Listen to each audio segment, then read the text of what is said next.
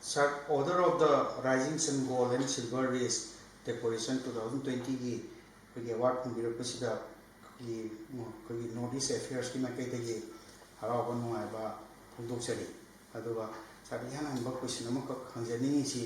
सिगी आदि याम लेमजनिंगाई ओइबा जापान की सेकेंड केनो हाइतारेने हाईएस्ट हाइतारे सुगुंबा अवार्ड से फंगिबसी करी करी थबक इंखांग तौबदैनो हाइबदो मैम खिथां थंबिनबा रिक्वेस्ट तौजे याम नुवाइजै अदु इहान हनबदा अखोइगी मणिपुर टूरिज्म फोरम की क्रमाइन सेमगिबनो अदुगा मागी मेंबरशिप न क्रमाइन तौई अदुगा करी करी पांडमनो अदु मतांग खिथां थंजगे मणिपुर टूरिज्म फोरम सी 2011 की नवंबर अदाइदा अखोइगी मणिपुर दा टूरिज्म सी चाखननबा होनबा पांबा अखोइगी मयाम पुनसलगा तोंगान तोंगान सिंगमदगी लापा कांगबुना सेमबा अदुगुंबा फोरम ऑर्गेनाइजेशन नि मसीगी फोरम से यावरिसी कोई हेल्थ केयर द लेबा दगिन टूरिज्म एक्टिविटीज तौबा फॉर एग्जांपल इसामक हेल्थ केयर द सुनी दुगा टूरिज्म की प्रमोशन दा मरोन हॉस्पिटैलिटी होटल्स की करीगी तुबनिना अदुगी लाइन्स में लेजरे अदुगा लोइना टूरम सम ट्रैवल एजेंट्स अदुगा टॉप हेल्थ केयर की दसु तौबा टॉप डॉक्टर सिंजो दम यावरी मीडिया की मी सिंसु यावरी अदुगा आईटी की कांगबु में यावरी इवन चार्टर्ड अकाउंटेंट तैते सिंगम लोई सुरे अखोइगी ऑर्गेनाइजेशन यावरिसे अदुबु कॉमन इंटरेस्ट पुलप की ओइना मानब इंटरेस्ट अम लेबुदी मणिपुर टूरिज्म साकुल बाय सिगी पांडमदनी अदमाय तौना सिगी फोरम सी 2011 द सेम मतुंगदा 12 तगी रजिस्ट्रेशन तौरग एक्टिविटीज सी तौबा होजै इहान अनबा एक्टिविटी सी कोइना अखोइ वर्ल्ड टूरिज्म डे ऑब्जर्वेशन तौबा सेलिब्रेट तौबा अदुई मतुंगदा अदुगा अखोइगी टूरिज्म का मरी लेना सेमिनार अनी अहुम ममद मुखै सिंजगी अदुगा टूर गाइड मयांगी ट्रेनिंग सु कोई पिजगी बैच अहुम गुंबा कोई पिजरे टूर गाइड टूरिस्ट गाइड है तारे मैना कोई मणिपुर दा लम कोई बला पसिंगसी मणिपुरना कोई क्रमाइन तौदना टूरिस्ट लोइना गनी कोटकनी हाइबगी ऑल ट्रेनिंग से कंप्लीट शॉर्ट टर्म ट्रेनिंग दे ओइबा सु कंप्लीट ट्रेनिंग दे मोइगी दम काना बदम फंगनगी म्याम से अदमाइन तौदना कोई सी टूरिज्म का लेना एक्टिविटी से 2012 तक हौजरकनी अदमाइन चाही अनी गुंबा चथजरा मतुंगदा world war II Imphal campaign foundation है ऑर्गेनाइजेशन अम लई मोइसिना सेकेंड वर्ल्ड वार की मरमदा थीजनबा एक्सप्लोर तौबा ग्रुप ने मोइसिना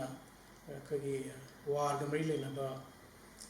रेलिक्स है तारे अखोइगी अरीबन नोमई दगी बॉम टॉप सिंगमा मैम जी खोमजलगा दगी वार की मरमदा फजन स्टडी तौबा तोंगान तोंगान मफमदसु चलगा मोइसिना एक्सप्लोर तौबा कांबुनी सिना तोंगान ऑर्गेनाइजेशन अमनी हाइब ऑर्गेनाइजेशन सिगा कोई मणिपुर टूरिज्म फोरम का पुल्लगा कोई करीब डिस्कशन अम तौगी हाइब डिस्कशन सिदा सेकेंड वर्ल्ड वार की कमेमोरेशन प्रोग्राम खरा कोई इम्फाल सीन से है डिसीजन कोई लौजगी मरुना सिगी डिसीजन लौगिबसी 2014 की होरपदाइदा सेकेंड वर्ल्ड वार की मतंदा इम्फाल अमसु कोहिमा बैटल सिना क्वाइदगी अकनबा लांफमनी है अदमाइन लाउथोरे कनादगी कोई यूके दगी the fiercest battle of second world war Imphal and Kohima battle सिना लाउथोर अदुगी लाउथोरपदु मतम सिदा ऑलमोस्ट सही हुंगा सोरे सेकेंड वर्ल्ड वार 1944 की मार्च तैना जुलाई आधा गुंडट थिंगई बलानी अदुमाइना हेक लाउथोरपसिदा कोई फोरम का दगी उसकी फाउंडेशन का अनि पुल्लगा 70th एनिवर्सरी से कोई ऑब्जर्वेशन तब होरसेना कोई डिसाइड तौर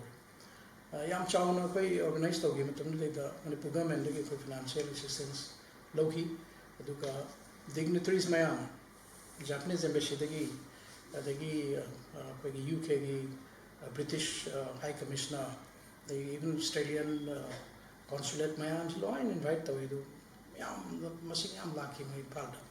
अदुगा 70th एनिवर्सरी से माइ पाना चावना इम्फाल ऑब्जर्वेशन तौगी सेलिब्रेट तौगी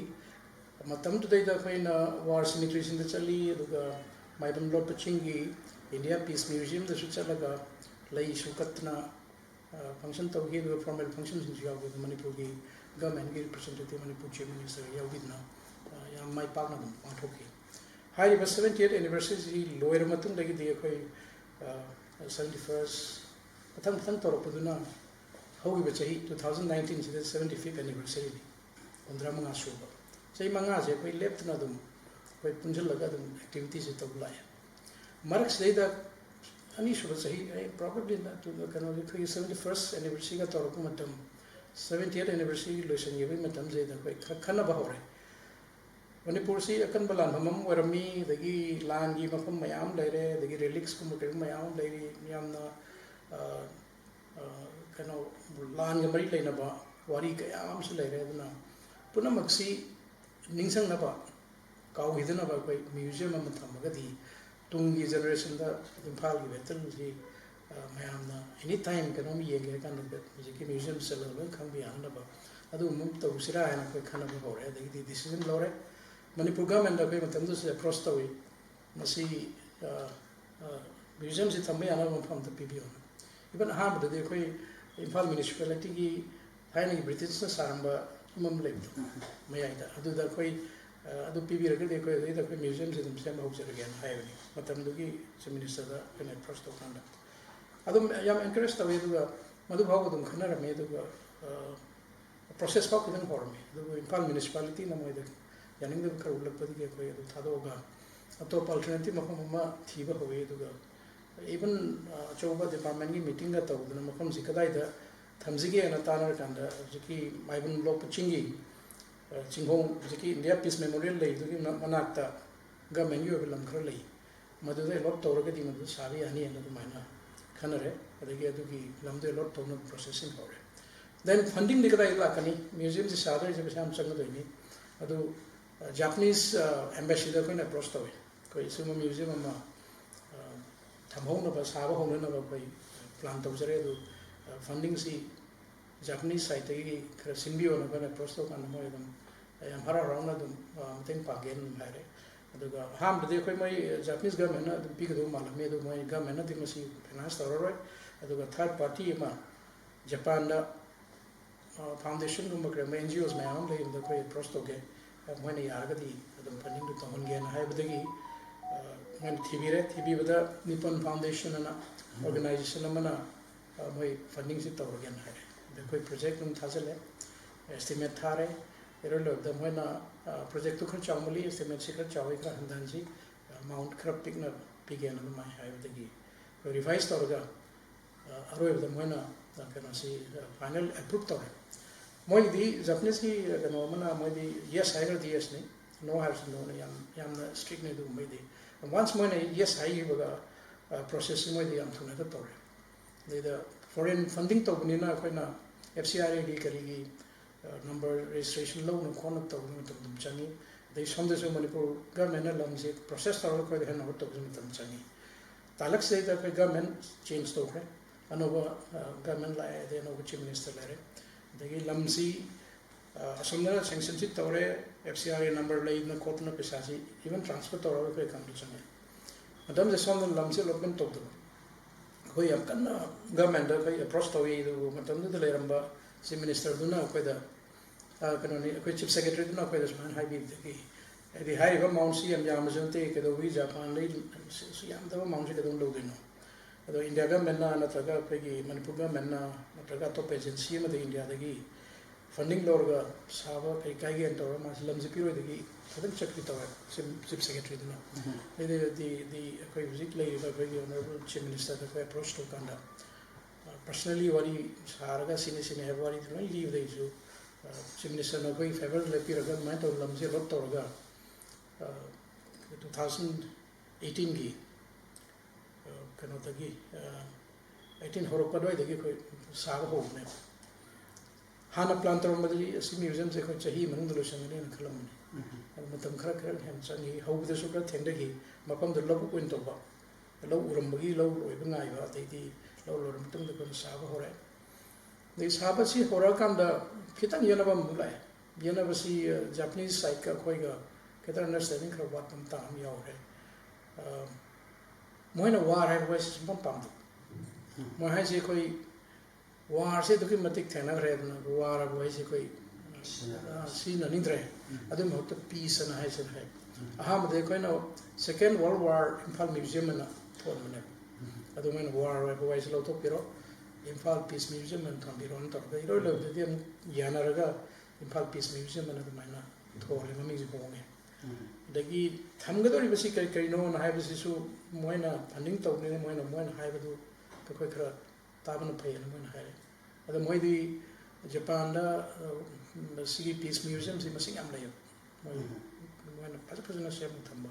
ꯑꯗꯣ ꯑꯩꯈꯣꯏꯗꯤ ꯑꯍꯥꯟꯕ ꯃꯅꯤꯄꯨꯔꯗ ꯑꯍꯥꯟꯕ ꯑꯣꯏꯅ ꯇꯧꯗꯣꯏꯅꯤ ꯑꯗꯒꯤ ꯏꯟꯗꯤꯌꯥꯗꯁꯨ ꯁꯤꯒꯨꯝꯕ ꯋꯥꯔꯒ ꯃꯔꯤ ꯂꯩꯅꯕ ꯄꯤꯁ ꯃ꯭ꯌꯨꯖꯤꯌꯝꯁꯤ ꯃꯁꯤꯡ ꯌꯥꯝ ꯂꯩꯇꯕ ꯀꯟꯁꯜꯇꯦꯟ ꯐꯪꯗꯕ ꯑꯗꯨꯅ ꯊꯝꯗꯣꯔꯤꯁꯤ ꯀꯩ ꯀꯩꯅꯣꯁꯦ ꯑꯩꯈꯣꯏꯁꯤ ꯒ꯭ꯌꯥꯟ ꯇꯥꯗꯕꯗꯒꯤ ꯈꯔ ꯀꯟꯐ꯭ꯌꯨꯁ ꯇꯧ ꯂꯩꯔꯤꯉꯩꯁꯤꯗ ꯃꯣꯏꯒꯤ ꯍꯧꯖꯤꯛꯀꯤ ꯅꯤꯄꯣꯟ ꯐꯥꯎꯟꯗꯦꯁꯟꯁꯤꯒ ꯃꯔꯤ ꯂꯩꯅꯕ ꯑꯇꯣꯞꯄ ꯁꯥꯁꯥꯀꯥꯋꯥ ꯄꯤꯁ ꯐꯥꯎꯟꯗꯦꯁꯟ ꯍꯥꯏꯅ ꯑꯃ ꯂꯩ ꯃꯣꯏꯁꯤꯅ ꯚꯣꯂꯨꯟꯇꯔꯤꯂꯤ ꯊꯣꯛꯂꯒ ꯑꯩꯈꯣꯏꯅ ꯃꯣꯏ ꯃꯇꯦꯡ ꯄꯥꯡꯉꯒꯦꯅ ꯆꯣꯡꯊꯣꯔꯛꯑꯦ ꯑꯗꯣ ꯃꯣꯏꯅ ꯑꯩꯈꯣꯏꯒꯤ ꯃꯤꯁꯤ ꯖꯄꯥꯟꯗ ꯄꯨꯔꯦ ꯑꯩ ꯏꯁꯥꯃꯛꯁꯨ ꯆꯠꯆꯔꯨꯏ ꯑꯇꯣꯞꯄ ꯃꯦꯝꯕꯔ ꯀꯃꯤꯇꯤ ꯑꯃꯒꯤ ꯃꯦꯝꯕꯔ ꯃꯔꯤ ꯑꯃꯒ ꯑꯩꯈꯣꯏ ꯃꯤ 5 ꯄꯨꯂꯞꯅ ꯖꯄꯥꯟꯗ ꯆꯌꯣꯜ ꯑꯃ ꯈꯔ ꯍꯦꯜꯂꯞ ꯆꯠꯂꯒ ꯃꯣꯏꯒꯤ ꯇꯣꯉꯥꯟ ꯇꯣꯉꯥꯟꯕ ꯃ꯭ꯌꯨꯖꯤꯌꯝ ꯃꯌꯥꯝꯁꯤ ꯌꯦꯡꯍꯜꯂꯦ ꯑꯗꯨꯒ ꯑꯣꯀꯤꯅꯥꯋꯥ ꯍꯥꯏꯕ ꯖꯄꯥꯟꯒꯤ ꯂꯝꯗꯨꯗꯒꯤ ꯃ꯭ꯌꯨꯖꯤꯌꯝꯒꯤ ꯑꯦꯛꯁꯄꯥꯔꯠ ꯑꯃ ꯃꯣꯏꯅ ꯈꯟꯒꯠꯂꯒ ꯃꯥꯁꯤ ꯏꯝꯐꯥꯜꯗ ꯊꯥꯔꯛꯑꯦ ꯑꯩꯈꯣꯏꯒ ꯇꯥꯟꯅꯔꯦ ꯑꯗꯨꯒ ꯃ꯭ꯌꯨꯖꯤꯌꯝꯁꯤꯒꯤ ꯃꯥꯒꯤ ꯊꯝꯒꯗꯕ ꯃꯑꯣꯡ ꯑꯗꯒꯤ ꯃꯥꯒꯤ ꯗꯤꯐ꯭ꯔꯦꯟ ꯗꯤꯄꯥꯔꯠꯃꯦꯟ ꯀꯝꯄꯥꯔꯠꯃꯦꯟ ꯃꯌꯥꯝꯁꯤ ꯃꯥꯅ ꯂꯣꯏꯅ ꯗꯤꯖꯥꯏꯟ ꯇꯧꯔꯦ ꯑꯗꯨꯒ ꯐꯥꯏꯅꯦꯂꯥꯏꯁ ꯇꯧꯔꯦ ꯃꯥꯒꯤ ꯀꯩꯅꯣꯁꯦ ꯑꯗꯨꯒ ꯂꯣꯏꯅꯅ ꯂꯣꯀꯦꯜꯂꯤ ꯑꯩꯈꯣꯏꯒꯤ ꯁꯕꯖꯦꯛ ꯑꯦꯛꯁꯄꯔꯠꯁ ꯃ꯭ꯌꯨꯖꯤꯌꯝꯒꯤꯗꯃꯛ ꯅꯠꯇꯕ ꯑꯗꯨꯁꯨ ꯀꯜꯆꯔꯦꯜꯒꯤ ꯁꯦꯂꯥꯏ ꯑꯣꯖꯥ ꯗꯣ ꯕꯍꯥꯗꯨꯔ ꯍꯣꯏ ꯗꯦꯟ ꯑꯗꯒꯤ ꯄ꯭ꯔꯗꯤꯞ ꯈꯥꯟꯖꯧꯕꯝ ꯑꯗꯒꯤ ꯑꯇꯩ ꯑꯇꯩ ꯌꯨꯅꯤꯚꯔꯁꯤꯇꯤ ꯑꯣꯖꯥ ꯂꯣꯀꯦꯜꯅꯆꯤꯡꯕ ꯑꯇꯩ ꯃꯌꯥꯝ ꯑꯃ ꯌꯥꯎꯋꯤ ꯑꯩꯈꯣꯏ ꯂꯛꯁꯃꯤ ꯀꯩꯅꯣꯒꯤ ꯍꯥꯟꯅ ꯗꯤ ꯁꯤꯒ ꯑꯣꯏꯔꯝꯕ ꯑꯥꯏ ꯑꯦꯁ ꯑꯣꯐꯤꯁꯔ ꯁꯤꯒꯤ ꯀꯃꯤꯇꯤꯁꯤꯅ ꯑꯥꯏꯗꯤꯌꯥ ꯃꯌꯥꯝ ꯑꯃ ꯄꯨꯊꯣꯔꯒ ꯑꯗꯒꯤ ꯊꯝꯒꯗꯕ ꯊꯝꯃꯣꯏꯗꯕ ꯃꯌꯥꯝꯁꯨ ꯂꯣꯏ ꯈꯟꯗꯣꯛꯑꯒ ꯑꯩꯈꯣꯏ ꯃꯅꯨꯡꯗꯁꯨ ꯋꯥꯔꯒꯤ ꯔꯤꯁꯔꯁ ꯇꯧꯕ ꯒ꯭ꯔꯨꯞ ꯑꯃ ꯌꯥꯎꯔꯤ ꯑꯩꯈꯣꯏ ꯔꯥꯖꯦꯁꯣꯔ ꯍꯣꯏ ꯑꯉꯝꯕꯈꯣꯏꯁꯤ ꯃꯣꯏꯅꯁꯨ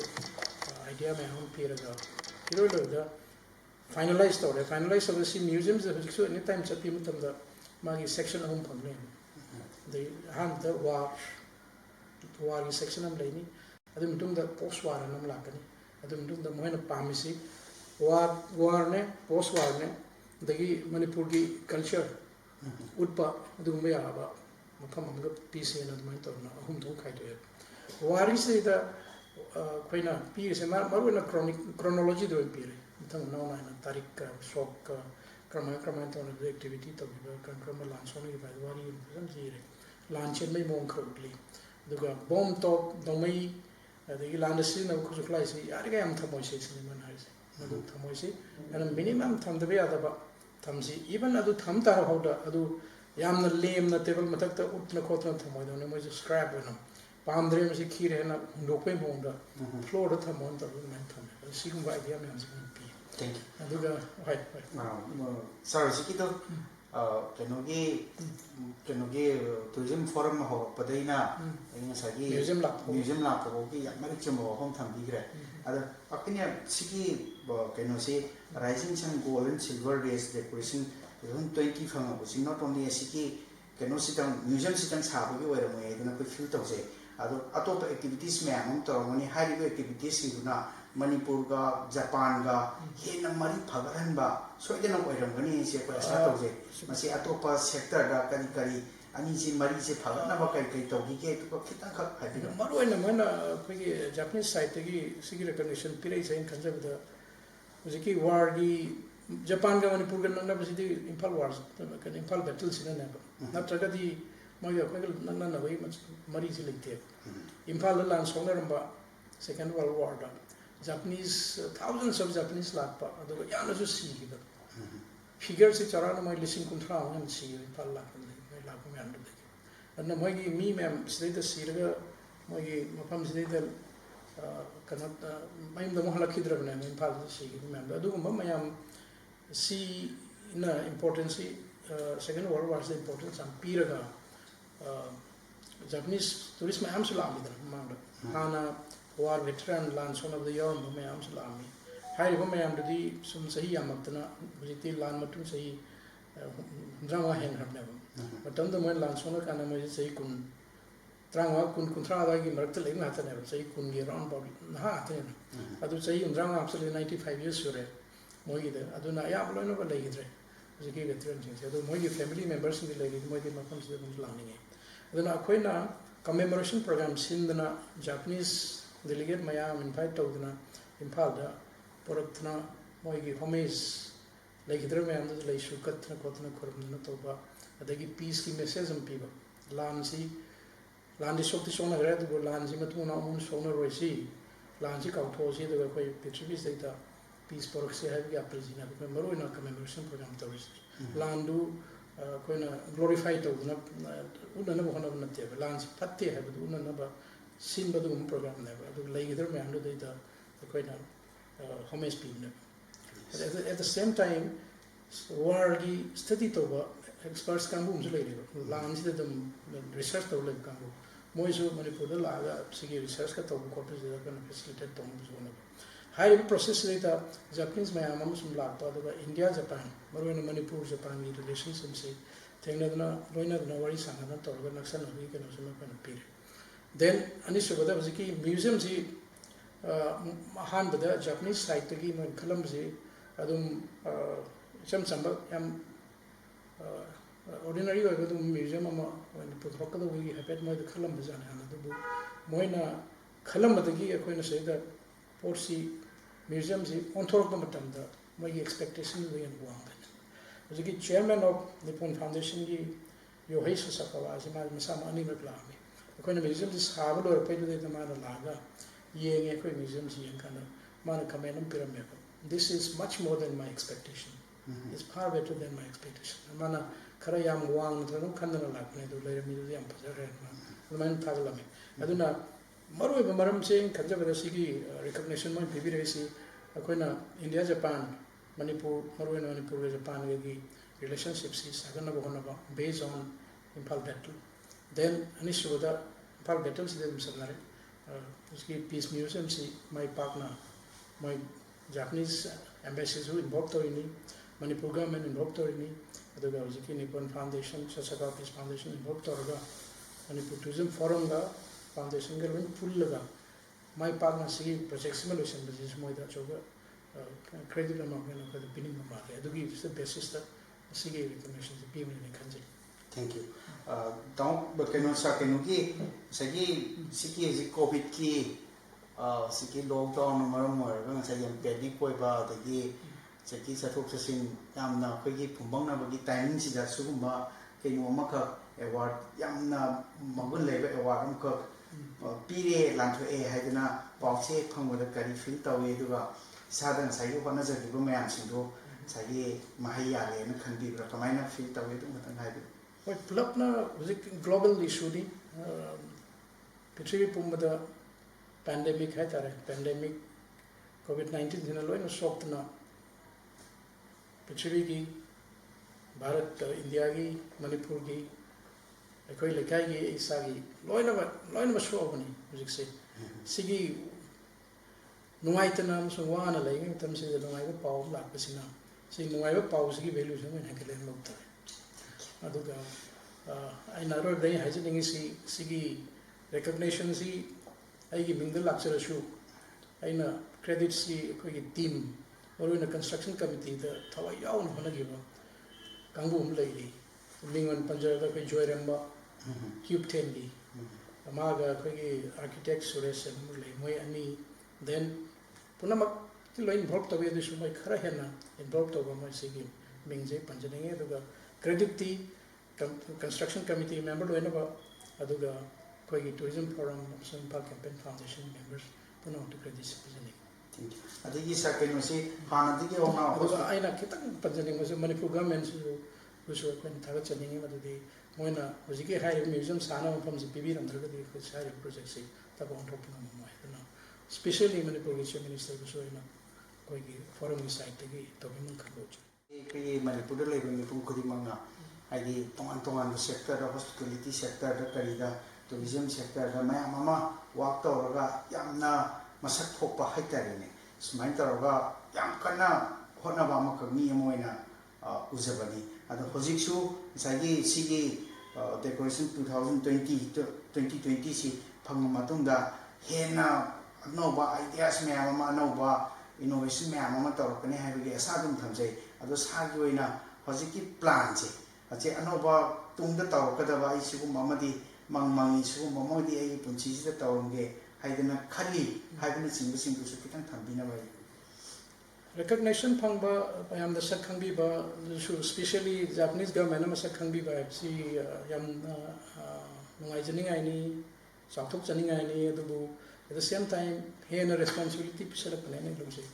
dai te hena chaukalak doi ni aduga singba award phanga matungda kari ma thabam taw kanda aingonda hanagi changsidagi hena phagana hona ba si ai tawdabe adaba ithone nei khanjai aduna makatana dum hairiba sigi hiram sidaida koi museum se expansion ki kari plan mayam lakani adusu maipuna na koi mayam sangna hona ga hena mai pa na hona jagani adu ai hana tawjari bai gi sagi oba profession sinham adegi ai gi activities mayam sida su si thado ga chape adamna sida soi dum maipuna na hona jagani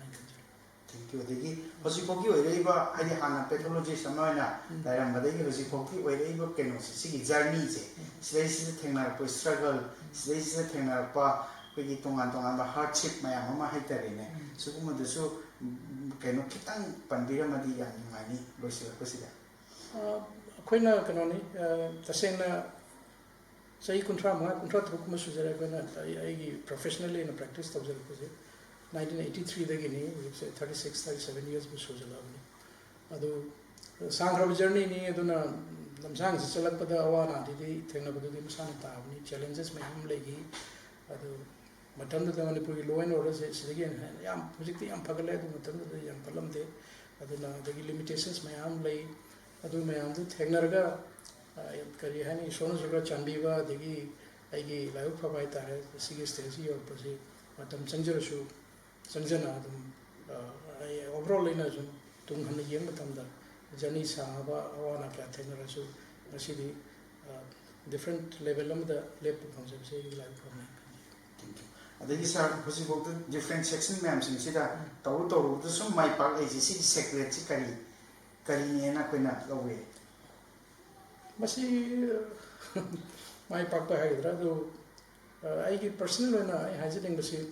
karigumba any activity matamda factor khardi lai koina sabak sida khara hena serious na mai puna na hona basim de dum changi hard work hut siminam leite adagi luck si very important and love jai live tat kai tamge so koina ningba kudum tumangam de adagi factor mayam lai live si luck have si very important way the timing is maru way karim thabam to matam the timing cha dragadi panam kan honor su mai pakung de aduna ai gi wanadi lagu phabam lai hai timing su dum chungi ba mali karim mam to matam da sona khara mateng pambi na dum khanji charlo sila pasida last way na jiki sigi keno si award si phanga ba matungda manipur gi praja da message sambatanga pibiram haidi sugumba yam magun leba sugumba keno award mayam singsi hawgalariba nahasingna phangge haragadi kari to change habtugi matam naharon gi mapum daina thamjaning basi kariguma thaba ma to matamda sincerity amagloina na kathokpa galona na kariguma thaba ma da kai maipuna na honargadi phangbangam da leite habisi kai singsan da ka lai ani thamja